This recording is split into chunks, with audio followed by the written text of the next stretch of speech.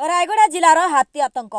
रायगड़ा जिला कल्याण सिंहपुर और काशीपुर अंचल में बुलुंट तीन टिकिया हाथीपल। कल्याण सिंहपुर ब्लॉक नारायणपुर और पूजारीगुड़ा पंचायत में हाथी देखि लोके भयभीत हो रही देखा मिली।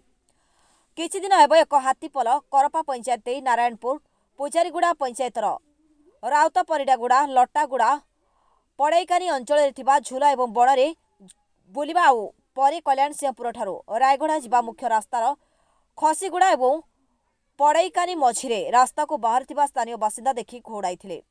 हाथीपल अंचल धान कांदुल मांडिया खाइछवा सह अनेक कपा गछ माड़ी चकटी नष्ट कर अभियोग होइछि।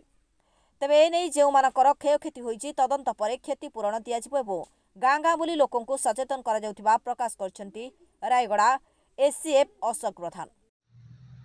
सर कौन कहबे बर्तमान जो रायगड़ा रे तीन हाथीपल पड़छन स्टेटस कौन रही कौन क्षयक्षति कौन कहबे?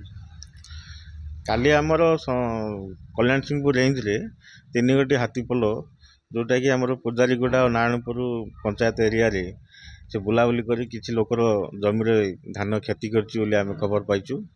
आमे कल्याण सिंहपुर रेंज अफसर को आमे निर्देश देइछु जे जहार भी क्षति जहा हिछि ताको आमर क्षयक्षतिर आकलन करी अनुकंपा आप माध्यम अपलोड कले आमे ताको तुरंत तांकर क्षतिपूरण प्रदान करिवो।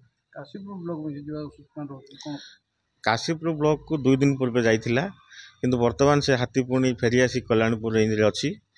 आ वर्तमान आम जहाँ खबर अच्छे आम पाखे से पटांगीपदर आमर कलाहांडी बॉर्डर पटांगीपदर बीट एरिया रे से वर्तमान चलप्रचल कर हाथी